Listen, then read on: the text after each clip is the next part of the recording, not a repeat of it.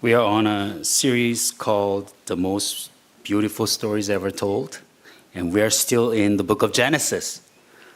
But we will move on quickly since we leave Genesis. And today we're going to talk about Joseph and Judah. And in today's sermon title, The Brothers Forgave. The brothers are Joseph and Judah.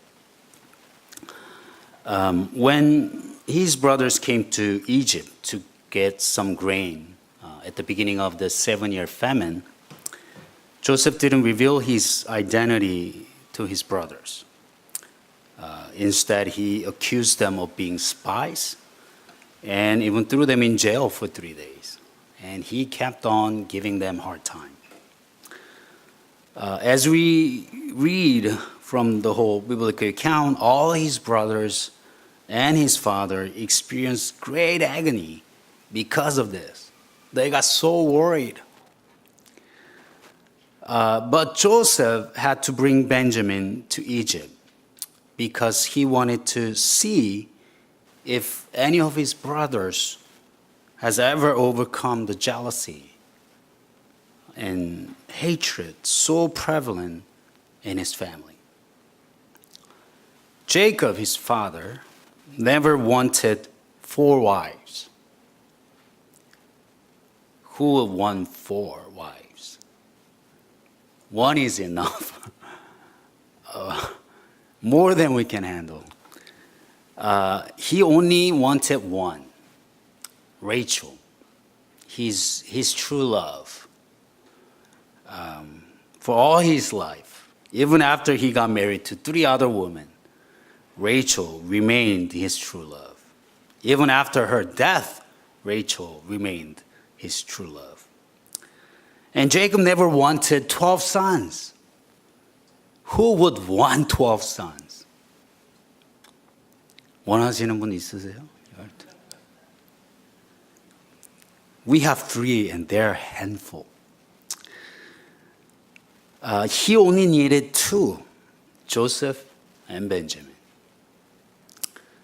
And he made sure everyone in the family knew that. He didn't even try to hide it.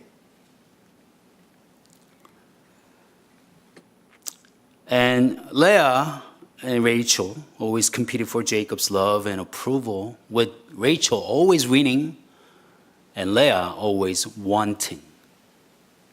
The boys grew up fully aware of this bias, and it continued down to their generation in an unbelievable favoritism. Well, boys would almost always, think that life was unfair for them when they were young. Especially, I think Korean boys will do that because of our society, because of our culture. You know, we have this oppressing culture. So even I grew up with a big complaint about how unfair it was for the youngest in family. I was the youngest, and I couldn't do anything I wanted to do. I couldn't even, draw the picture that I wanted to draw for my homework. My brother was really good with art. He would draw whatever, and it will look like it. I would draw whatever, and it will not look like it.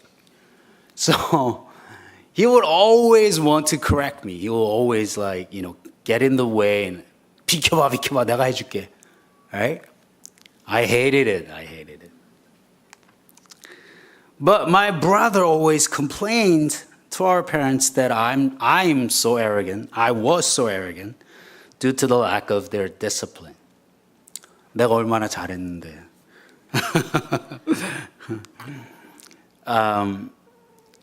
So both of us had this idea of being unfair, that we were being unfairly treated. But our experiences don't even come close to what the 10 sons of Jacob had to go through in their life. Compared to Joseph and Benjamin, the 10 sons were little better than slaves. Joseph never had to work like his brothers away from his family. He stayed close to his father. He wore expensive clothes that his brothers could only dream of. You know, he was the only one who wore Nike shoes and, I don't know, name brand shirts like Guess jeans, and I don't know what's expensive. And all other sons were whatever. They were the E-Mart brand clothes. And so all this discrepancy, all this inequality caused all the complaints, jealousy and resentment and anger of all his sons, to get focused on Joseph. And to make matters worse, Joseph was, an arrogant person, and he didn't understand, he didn't realize that something was seriously wrong with his family. He didn't realize that his happiness came at the cost of his brother's misery.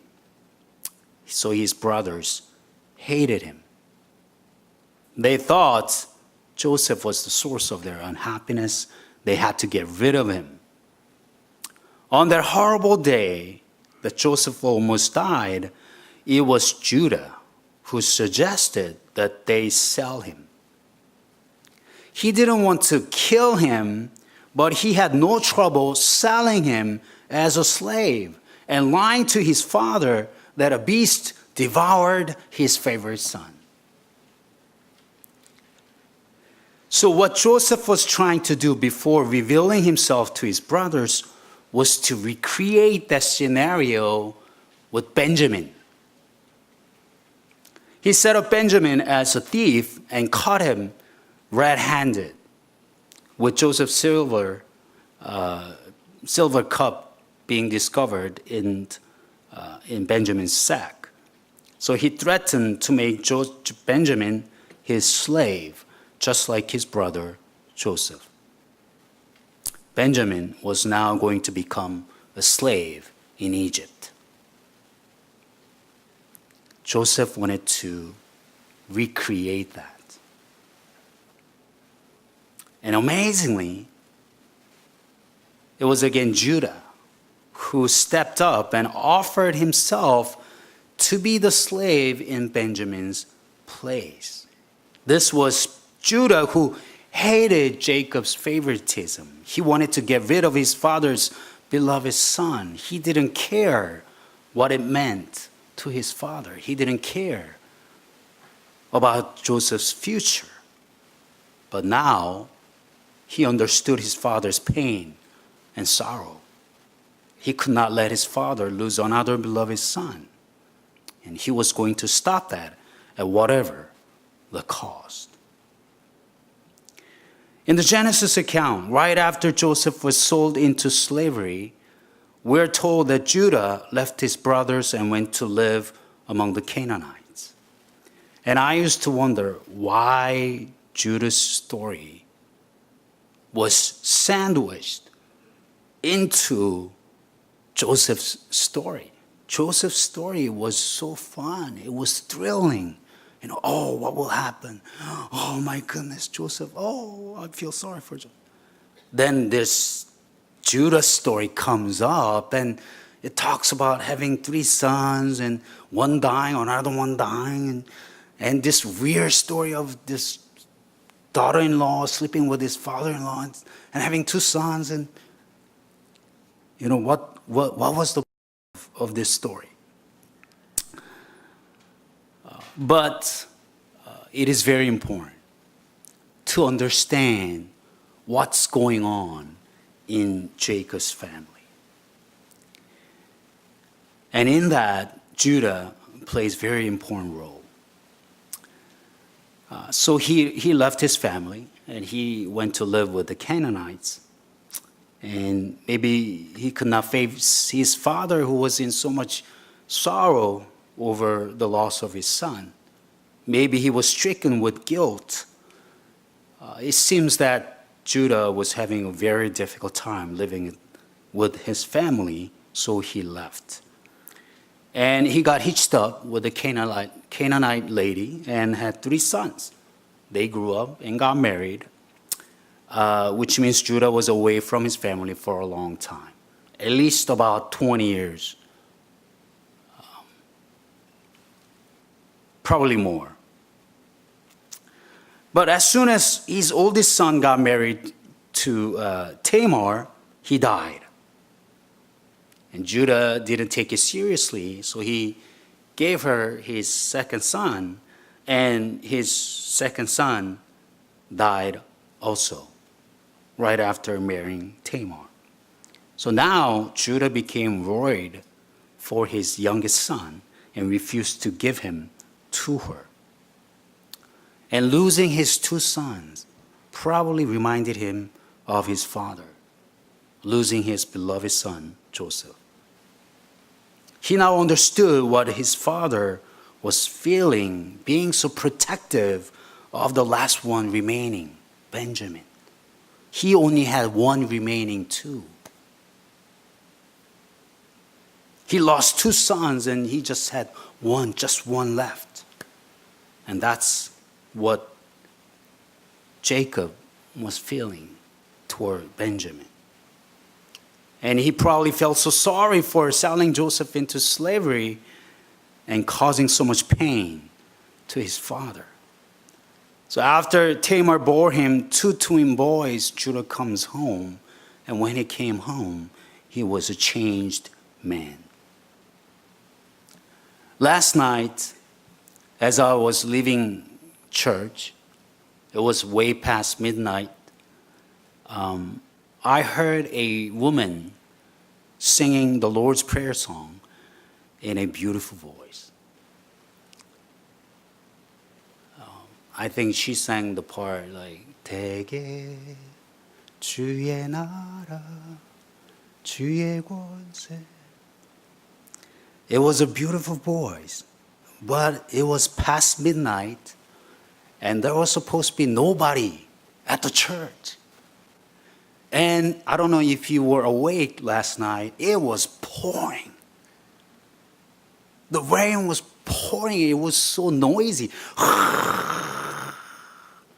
Right? And it's so dark, and I'm the only one there, and I'm trying to open the door, and I hear this beautiful voice singing, 대개 주의 나라. And I'm like, oh. I got scared. Then I discovered a lady sitting right outside of the door on the concrete floor in the dark corner. All I could make out was her face. Everything else was like blackish, and her face was the only thing I could recognize.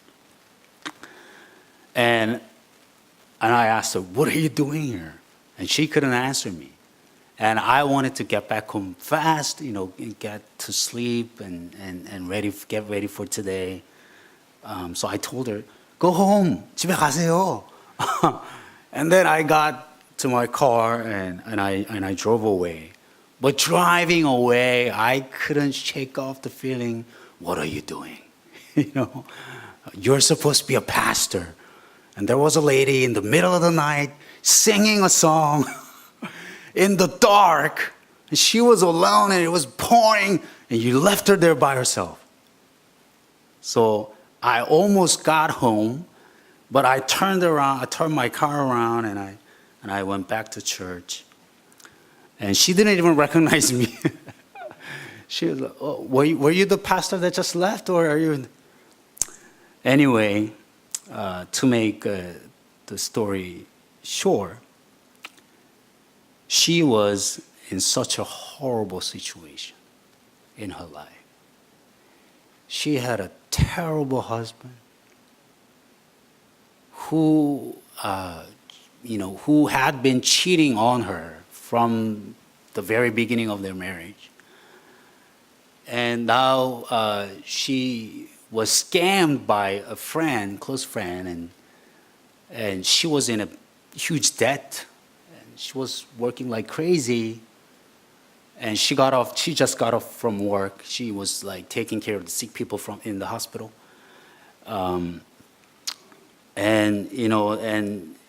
the person she was taking care of just died today, and the family was very unhappy that she didn't notify them that he was going to pass away today. And she was like, am I the doctor? How do I know? How should I know? And she was telling me all these stories, and the only thing she wanted to do was to commit a suicide.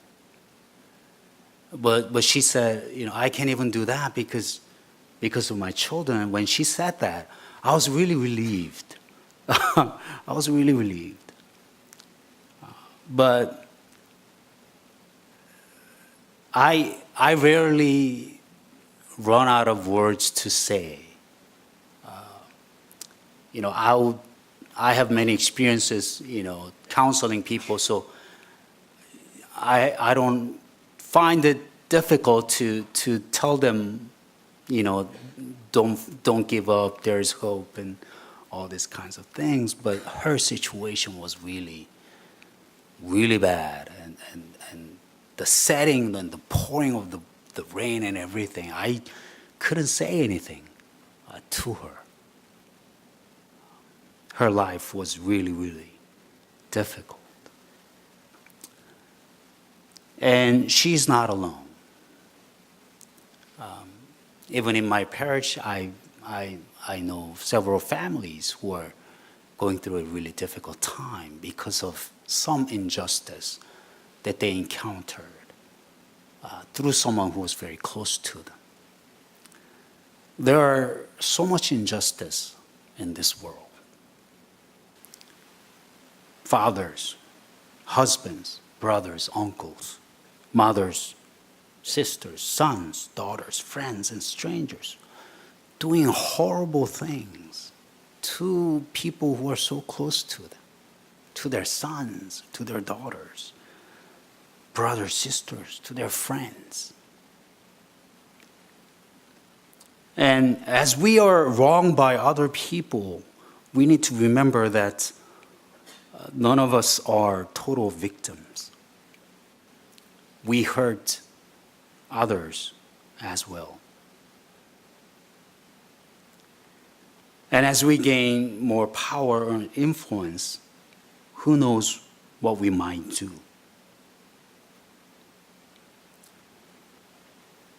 Judah thought his actions were justice, that his actions were just. Judah thought his father and his favorite son Joseph deserved what they got. But as he got his satisfaction, he ended up committing a horrible crime to the people who were really close to him, to his father and to his brother. And he only realized that when he lost his two sons. In Idaho, years ago, a man named D'Amico was arrested for grand theft and burglary. What's funny about this story was that what led to his arrest was his own report of losing his wallet. So here's what happened. Earlier that day, he went into a business to apply for a job. And they let him fill out an application at a desk. And when he was left alone, he looked through the drawer and he found the wallet, and he took the wallet and he left. Right? And then, he took the important things out and he threw the wallet out. And he used the credit card, someone else's, the stolen credit card. And in doing so, he misplaced his own wallet. Right? And in the meantime, the owner of the wallet that was stolen realized that the wallet was gone, so he called the police and reported the theft, and he described to the police this person, D'Amico. He was in my office, he was, trying to apply for a job, and I think he got my wallet. So they were trying to figure out how to catch this guy, and they got a call from the Miko himself, reporting that he lost his wallet. So they went out to the Miko at the parking lot, and as they listened to him, they realized that this was the guy that they were looking for. He was the suspect who stole someone else's wallet.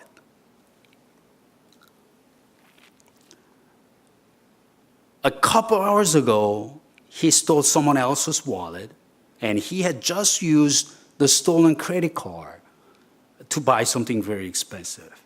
But when he lost his own wallet, he didn't hesitate to call the cops.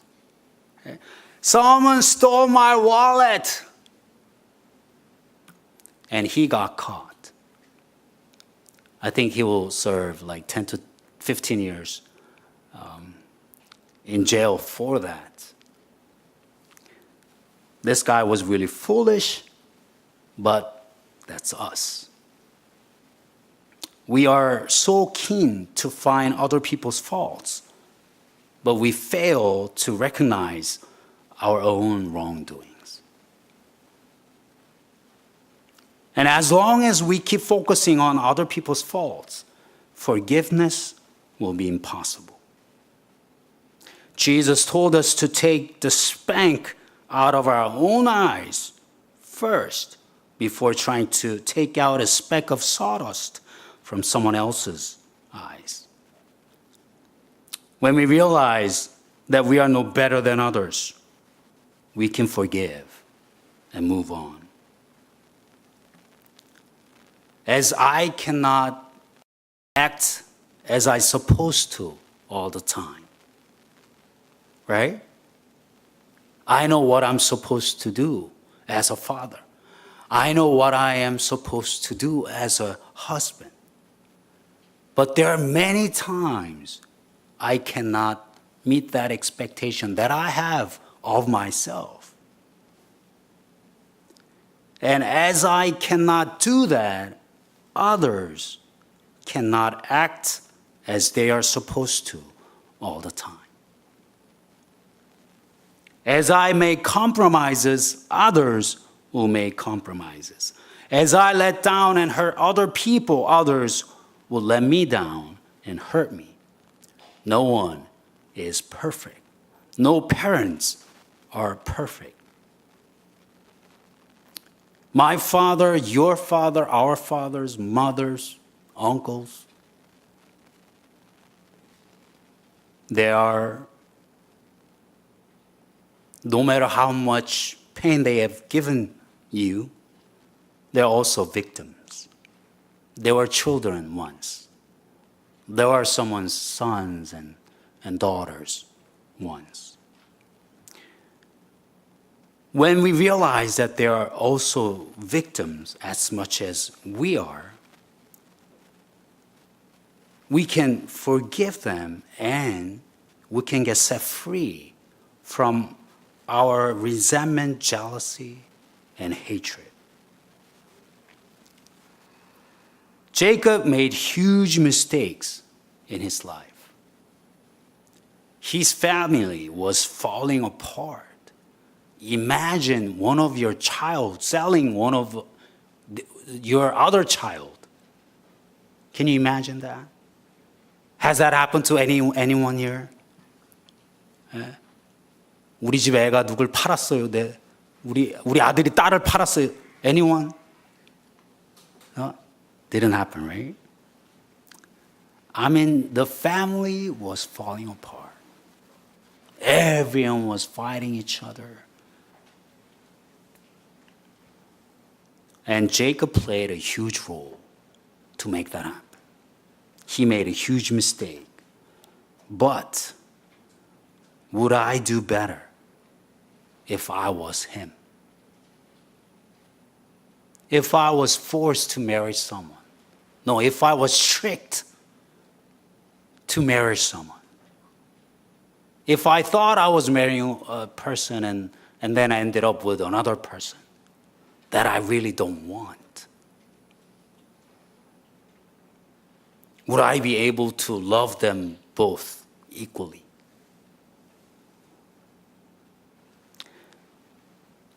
Would Judah be able to become a better father if he was in Jacob's place? And Judah found out, no. He was the one who selected Tamar as the bride for his sons. And they all ended up dead. So he probably thought he caused the death of his two sons. At least Jacob didn't do that. And through this setup, Joseph found what he was looking for in Judah's reaction. He saw hope for his family. He was deeply moved and overwhelmed to find how Judah had forgiven his father and how Judah came to love and cherish him. And we are also deeply moved by how mature Joseph was.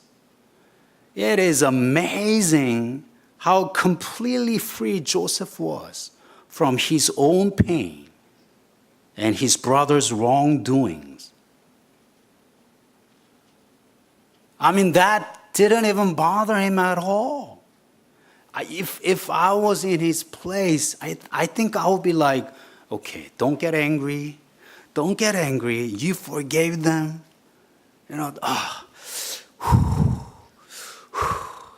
Breathe in. Don't get angry. Don't get upset. All right, you forgive me.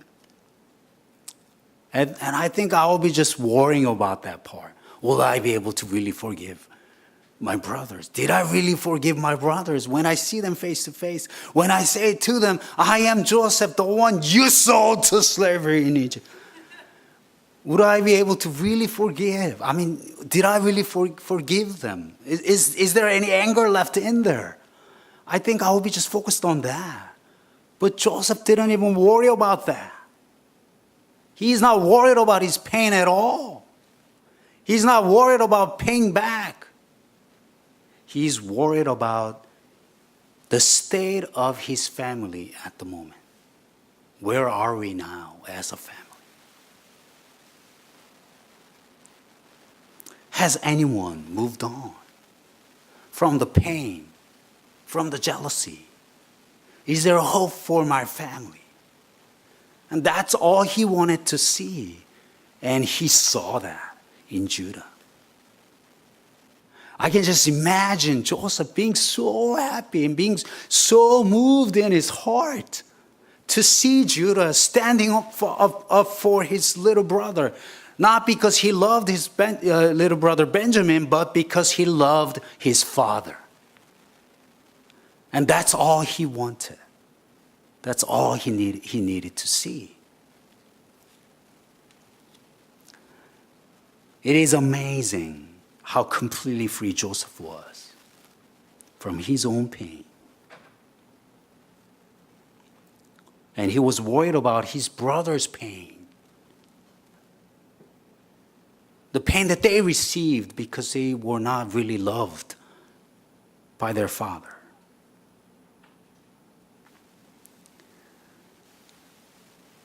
We need people like Joseph and Judah. We need leaders who had overcome prejudice and hatred in their life.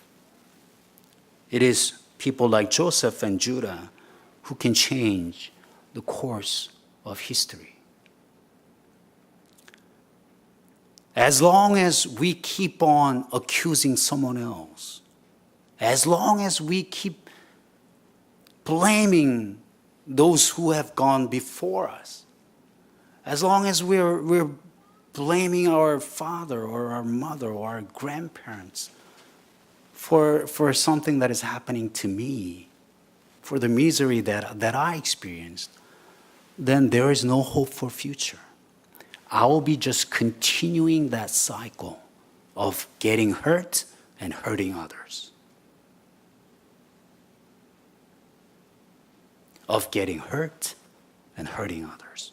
You get hurt by your parents and you hurt your children. Breaking that cycle requires us to forgive, to understand their situation, to see from their point of view, to accept their shortcomings in their life, to accept their mistakes as a parent, as a father, as a mother. That is the only way we can change the course of our family, of our nation. What is your story? We've heard about Jacob's family story and how these two brothers overcame great injustice in their life. And instead of being full of hatred and vengeance in their heart was amazingly soft. And they were willing to forgive. And not only forgive, in Judah's case, he was willing to sacrifice himself so that his father won't go through that pain again. So what is your story? What is the pain of your life? Who wronged you in your life? And where do you want to go from here? If you just keep on accusing, it will just go on and on and on. And you'll end up hurting others as well. But if you commit your life to the Lord, if you commit your past to the Lord, if you commit your authority to be mad at that person to the Lord and say, you're the judge, I will forgive. You told me to forgive. You said you're the judge. I will give you that authority. You be the judge and I will forgive. Then God will take care of you and God will heal you. You don't need some special healing session. 요새 막 유행이잖아요. 그죠? 치료 오래됐죠 벌써. 치유, 내적 치유, things like that. Well, I see some benefit in that. But God can do it in your life without those programs. God will lead you and help you overcome the life's challenges, hurts, and disappointments. God will use the difficulties of your life and use them to heal you and your children. He will teach you to see the big picture. God will give you an understanding heart. God will help you overcome and set you free. Let's not hold any resentment toward anybody. Don't hold grudges toward anyone. Because when you do that, you're only putting the shackles around your own neck. Let's live it up to God. Let's live it up to God. And let God work in your life and in your heart to give you a fresh perspective into your life. Fresh perspective into the life of your parents, of your fathers, of your mother, of those people who have hurt you in the past. Let God work in your heart and give you the heart of Joseph and Judah, who was willing to let go and who overcame great scars of their life, great pain in their life. The more I think about it, I just admire these two brothers, Joseph and Judah. All their names are starting with J. It is confusing sometimes. But anyway, let's be able to let it go and let God take the control and forgive those people in our lives who have hurt us. Let us pray.